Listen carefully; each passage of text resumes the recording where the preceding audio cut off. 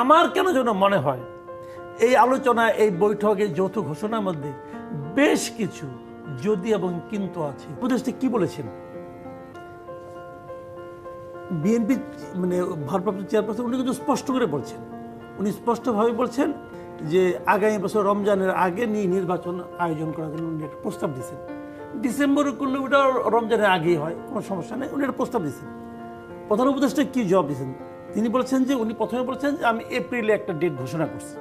তারপরে উনি বলছেন, কথাগুলি খেয়াল করেন, সব প্রস্তুতি সম্পন্ন করা গেলে 2026 সালে রমজান শুরুর হওয়ার এক সপ্তাহ আগেও নির্বাচন হতে পারে। এখানে কিন্তু দুটো কথা, এখানে কিন্তু কোনো স্পষ্ট কিছুই নাই। একটা হলো সব প্রস্তুতি সম্পন্ন করা গেলে, কে সম্পন্ন করবে? তারেক রহমান করবে, আপনি করবেন, রিপন ভাই করবেন, আমি করব, ডক্টর ইউনূস করবেন। ডক্টর ইউনূস যদি সব কিছু প্রস্তুতি সম্পন্ন করতে পারেন তাহলে ওই সময়ে করা যেতে পারে, তাও শিওর না। মানে সব প্রস্তুতি সম্পন্ন করলো, করার পর আপনি বলবেন, আপনি বলছেন সম্পন্ন হয়েছে, আপনি করেন। উনি বলছেন না, আমি তো বই নিয়ে করবো, আমার প্রস্তুতি শেষ। আমি বলছি যে করা যেতে পারে, নাও করা যেতে পারে, করা যেতে পারে। তারপর উনি বলছেন সেক্ষেত্রে সেই সময়ের মধ্যে সংস্কার ও বিচার বিষয়ে পর্যাপ্ত অগ্রগতি অর্জন করা প্রয়োজন হবে। মানে ভাষাটা সাধারণ মানুষের ভাষা নয়, এই ভাষা পরতে পরতে চাতুর্য আছে, পরতে পরতে চাতুর্য আছে। কেন? ওনারা কি জানেন না যে এই জিনিসটা সারা দেশের মানুষ আগ্রহ নিয়ে বসে আছে?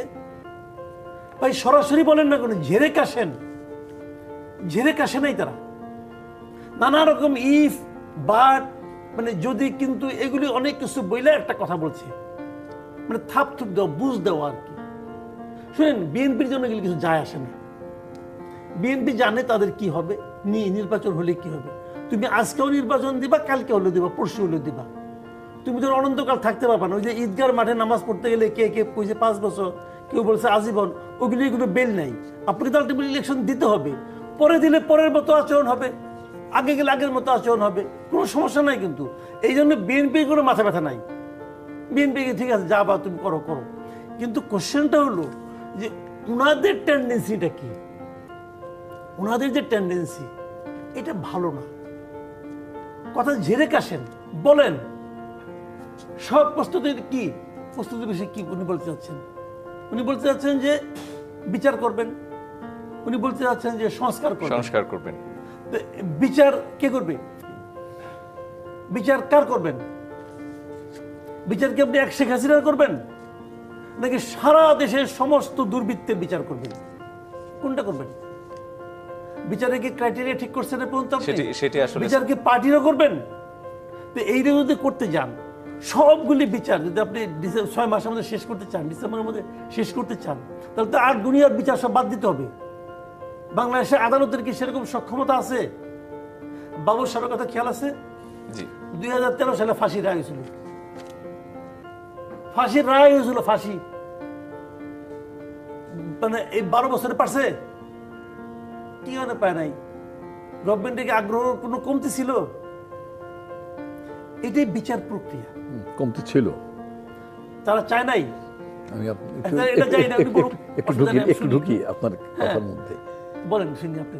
বিষয়টা হচ্ছে যে গভর্নমেন্ট নিজেরা কনভিন্স ছিল যে যে অপরাধে, অর্থাৎ এই 21 আগস্টের গ্রেনেড হামলার সাথে বা এটার নায়ক বা ঘটনাটা সংঘটিত করেছেন বাবরের পরিকল্পনা ইত্যাদি ইত্যাদি, এটা গভর্নমেন্ট কনভিন্স ছিল যে বাবর এটার সাথে জড়িত ছিলেন না।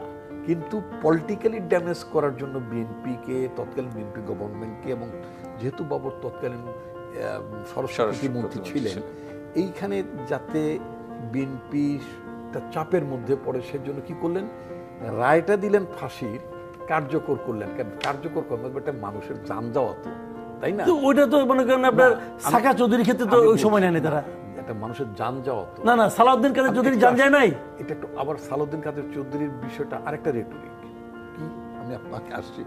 তো এটা হাসিনা গভর্নমেন্ট জানতো বাবর এটার মধ্যে ইনভলভ না, আব্দুল সালাম পিন্টু অফ টাঙ্গাইল ইনভলভ না, সেজন্য যত দিনের শেষে যত বড় অপরাধী হোক, তারপর একটু আর সাকাত চৌধুরীর ব্যাপারটা ডিজাইন্ড। আমি যে ব্যক্তিটা আমার দীর্ঘ ব্যাখ্যা আছে, এটা এখন বলতে পারবো না।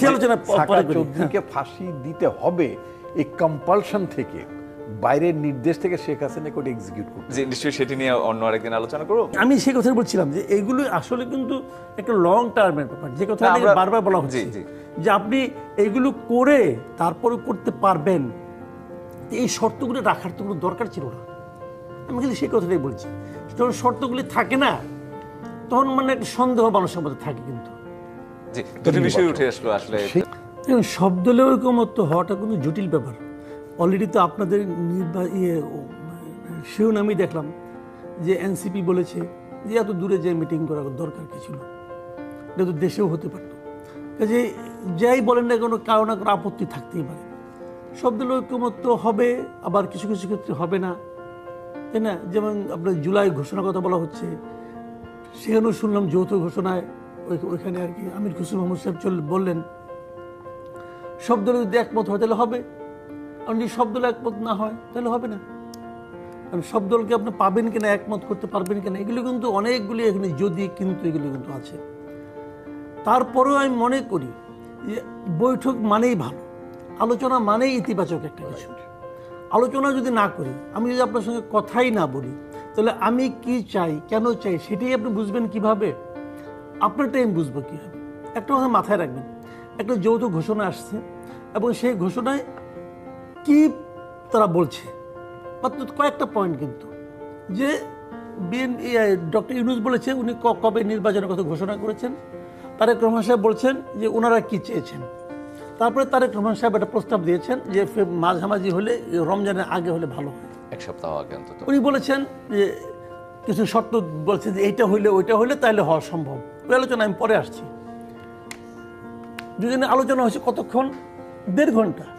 1.5 ঘন্টা খেলে এই দুইটা কথা হয়েছে? নানা বিষয়ে আলোচনা হয়েছে। 1.5 ঘন্টা দুইটা কথা হয় না রে ভাই, অনেক কথা হয়। তো সেগুলি কিন্তু যৌথ ঘোষণায় আসে নাই, আমিও জানি না, আপনিও জানেন না। আর ভেতরে 1.5 ঘন্টা ধরে কি আলাপ হয়েছে এটা কিন্তু আমরা কেউ জানি না। আরো অনেক প্রসঙ্গ আসবে, আসাটাই স্বাভাবিক। অনেকগুলি অনুচ্চারিত প্রশ্ন, মানে উচ্চারিত মানে আপনার উচ্চারিত কিন্তু উত্তর না পাওয়া প্রশ্নও সেখানে আলোচনা হয়েছে। যেমন আমরা কিন্তু প্রায়, আমি মানে প্রায়ই কিন্তু বলি তারেক রহমান সাহেব দেশে আসে না কেন? আমি কিন্তু বলি, কেন বলি? যে আমি তো ভাই একজন সাধারণ মানুষ হিসেবে এই প্রশ্নটা আমি করি। আমি কিন্তু এটা আমার প্রশ্ন না, এটা কিন্তু পাবলিকের প্রশ্ন, অনেকেরই প্রশ্ন। সেটা এই প্রশ্নটা আমি উচ্চারণ করি কেবল। আপনি মনে করেন যে এই প্রসঙ্গগুলো আলোচিত হয় নাই? এই প্রসঙ্গ আলোচিত হয়েছে। তারপরে ক্ষমতার হস্তান্তর কিভাবে হবে? ওই যে ইউনূস সাহেবকে দায়িত্ব নেওয়ার সময় যেরকম সবাইকে খুশি করে দায়িত্ব নিতে পারছিলেন, বিদায়ের সময় কি সবাই সমান পরিমাণ খুশি থাকবে ওনার প্রতি? থাকবে না। অলরেডি অনেকে ওনার প্রতি কিন্তু মানে নানা ধরনের ওনার ব্যাপারে সমালোচনা করছেন না? তো এই ধর এর মধ্যে গত কয়েক মাসে, গত 10 মাসে ডক্টর ইউনূস বিএনপি নেতৃত্বকে কয়টা ক্ষেত্রে খুশি করতে পারছে? অনেক ক্ষেত্রেই পারে না। বিএনপি বলেছে, বিএনপি দেখাও করতে পারে না অনেক সময়। বিএনপি দেখছে যে তারা দেখা করতে চায়, দেখা করার ওনার সময় হয় না, কিন্তু এরপর আবার নাহিদ ইসলাম যে দেখা করে আসে। এগুলো বিএনপির জন্য মানে খুব সুখকর নিশ্চয়ই ছিল না। বিএনপি 3 জন উপদেষ্টার ব্যাপারে তাদের রিজার্ভেশনের কথা বলেছে, তাদেরকে সরাতে হবে। উনি কি করেছেন? বিএনপির সঙ্গে যতবার মিটিং হয় ওই 3টার মধ্যে যে কোনো একটাকে নিয়ে আসে। ওখানে আসিফ মাহমুদ সজীব ভুঁইয়াকে নিয়ে আসছিল, লন্ডনে খলিলুর রহমানকে আমরা দেখলাম, যার পদত্যাগ চেয়েছিল। এটা হলো একটু 2 নেতার মধ্যে, একজন সরকার এবং আরেকজন পলিটিক্যাল লিডার। বাংলাদেশের সবচেয়ে গুরুত্বপূর্ণ 2 জন ব্যক্তির মধ্যে বৈঠক। নিরাপত্তা উপদেষ্টার কামটা কি ভাই? আমার বুঝান তো আপনি। নিরাপত্তা উপদেষ্টার কাজটা কি? এখানে কি নিরাপত্তা বিষয় আলোচনা হচ্ছে? তো এইগুলি ভাই মানে অনেক মতলবী ব্যাপার স্যাপার আছে কিন্তু এগুলো। তারপরেও এত আলোচনা যাই না আমি, কারণ গেলেই আলোচনা করলেই অনেক কিছু বেরিয়ে আসবে। যত ঘাটাঘাটি কম করা যায় তত ভালো। কিন্তু তারপরেও একটা জিনিস কি জানেন, আমির খসরু মাহমুদ চৌধুরী সাহেব বলছে যে আমরা খুব সন্তুষ্ট। কারণ বিএনপি সন্তুষ্ট। আমরা তো ধরেন আমরা পাবলিক ভাই, সাধারণ মানুষ কি করে? একটা পলিটিক্যাল পার্টি দিয়ে মানুষ তাকায় থাকে। কিন্তু দেশে অনেকগুলো পলিটিক্যাল পার্টির অর্থটা কি? আমি চাই যে আমি যে পার্টিকে ভালোবাসি আমার কথাগুলি যেন ওই পার্টির মুখ দিয়ে বের হয়, এটা কিন্তু আমি চাই। কারণ আমার কথা কে শুনবে? আমি তো একজন একক ব্যক্তি, পার্টি তো একটা কালেকটিভ একটা ফোর্স, তাই না? তারা আমার কথাগুলি বলবে, তখন আমি খুশি হই যে না এই পার্টিটা আমার কথাগুলি বলে। এখন পার্টি যখন কিছু বলে তখন আমরা উল্টা দিক থেকে যদি ভাবি, এটাও ভাবি যে ম্যাক্সিমাম লোকের কথাটা পার্টির মুখ দিয়ে উচ্চারিত হয়। আর আমির খসরু মাহমুদ চৌধুরী বলেছে উনি খুবই সন্তুষ্ট। আমি যদি বিএনপি সমর্থন করি তাহলে আমিও সন্তুষ্ট, বা হওয়া উচিত। এই বক্তব্য আমার কথাই বলবেন, তাই না? দুদিন পরে যদি দেখি না সন্তুষ্ট হওয়ার মতো কোনো কারণ ঘটে নাই, তখন আমি আমির খসরু মাহমুদ চৌধুরীকে বলবো আপনি সন্তুষ্ট হয়েছিলেন না বুঝিয়া, তার মানে আপনি ওটা যা ওখানে যে কথা বলার যোগ্যতা আপনার নাই, তাহলে আপনি সন্তুষ্ট হয়েছিলেন, অসন্তুষ্ট কেন? আমার কাছে প্রশ্ন থাকবে যে আওয়ামী লীগকে বাদ দিয়ে যদি এখন নির্বাচন হয়, সেই নির্বাচন আসলে টেকসই গণতান্ত্রিক রূপের দিকে বাংলাদেশকে কতটা নিয়ে যেতে পারে? এবং ছোট্ট করে আরেকটা প্রশ্নের উত্তরও আপনার কাছে জানতে চাইবো, এনসিপির যেই মতামত সেই ব্যাপারে আপনাদের অবস্থান কি? ধন্যবাদ আপনাকে। আসলে দেখেন, এই যে প্রশ্নটা আপনি তুলেন আওয়ামী লীগকে নিয়ে, এই প্রশ্নটা তো রেলিভেন্টই না। যে দলটি নিষিদ্ধ সেই দলটির তো নির্বাচনে অংশগ্রহণ করার কোনো সুযোগই নাই। এখন আপনি বলবেন যে তাহলে নির্বাচনটাকে একতরফা, না। বিষয়টা হচ্ছে দেখেন, কেউ অনেকদিন পলিটিক্সটা যদি না করতে পারে সে কিন্তু রেলিভেন্সে থাকে না। আমি যদি ঠিক জার্মানের উদাহরণটাই যদি ধরি, হিটলারের নাম আমরা সবাই জানি, হিটলারের তার যে একটা নাৎসি পার্টি ছিল সেটাও আমরা জানি। ওই দেশে হিটলারের পতনের পরে আপনার হিটলারের নাম উচ্চারণ করাটাও গুনাহ, মানে শাস্তিযোগ্য অপরাধ, তার পার্টিও নিষিদ্ধ। তো সেখানে কি গণতন্ত্রের সংকট হয়েছে? হিটলারের পার্টি ছাড়া কি জার্মানি নির্বাচন হয় না? প্রতি নির্বাচনেই তো তার পার্টি, মানে তার পার্টি বলে আর কোনো কিছু নাই, ওটা তো অলরেডি ব্যান্ড। সেইখানে কোনো ইউরোপীয় কোনো দেশ কি প্রশ্ন তুলেছে, কোনো মানবাধিকার সংগঠন কি প্রশ্ন তুলেছে যে অ্যাডলফ হিটলারের পার্টিটা কেন নির্বাচনে অংশ নিতে পারছে না, বা তার পার্টি নির্বাচনে অংশ না নেওয়ার কারণে জার্মানের গণতন্ত্র আপনার প্রশ্নবিদ্ধ হচ্ছে? এটা তো কেউ মানে বলে না।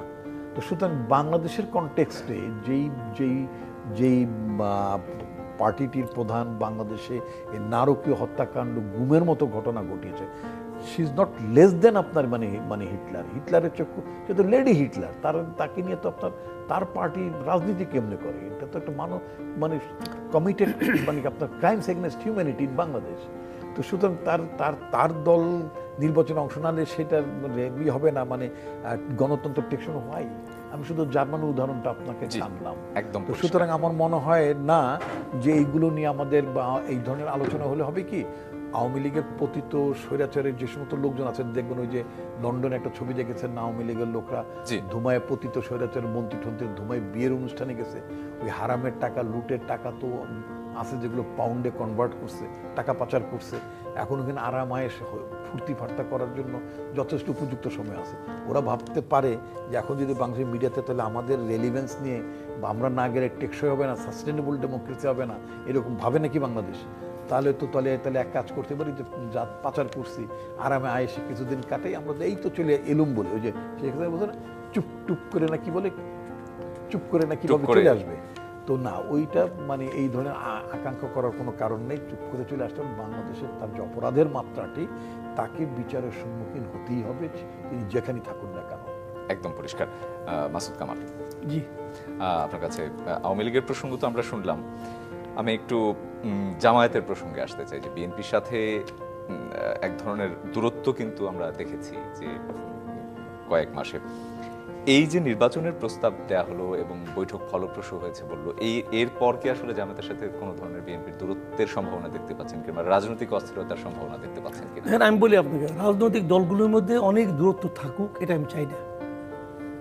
সকল রাজনৈতিক দলগুলোর মধ্যে একটা মতের ভিন্নতা থাকবে, কিন্তু দূরত্ব থাকুক এটা আমি চাই না। কারণ যখন দূরত্ব হয়ে যায় না, তখন ওটা দেশের জন্য ক্ষতি বয়ে নিয়ে আসে। ভিন্ন ভিন্ন মতাদর্শ থাকবেই, তারা ওইভাবে অগ্রসর হবে। এই যে মানে অনৈক্যের মধ্য দিয়ে যে ঐক্য, সেটাই দেশের জন্য প্রয়োজন। আর বিএনপির সঙ্গে জামাতের একসময় একটা ঐক্য ছিল, নির্বাচনী ঐক্য ছিল, 2001-এর নির্বাচনে আমরা দেখেছি। সেটা এখন আর সম্ভব না, সেটা এখন অনেক দূরে চলে গেছে। না, জামাতও চায় না, জামাতও চায় না, এটা আর সম্ভব না, ওটা কেউ চাচ্ছেও না। আর আরও যে বড় কথা হলো, জামাত বিএনপির সঙ্গে ঐক্য করবে কেন, অথবা বিএনপি জামাতের সঙ্গে কেন করবে? তাহলে বিরোধী দল কে? মানে একটা কথা সবসময় মাথায় রাখবেন, যে কোনো দেশে 1 নম্বর দল আর 2 নম্বর দল কিন্তু ঐক্য হয় না রে ভাই। 1 আর 3 হতে পারে, 2 আর 3 হতে পারে। জি, তো এখন তো দেশে যে রাজনৈতিক অবস্থা, দলের শক্তির দিকে যদি বিবেচনা করি তাহলে 1 আর 2 তো বিএনপি আর জামাত, আর তো কেউ নাই দলে দেশে, মানে নির্বাচনের ক্ষেত্রে।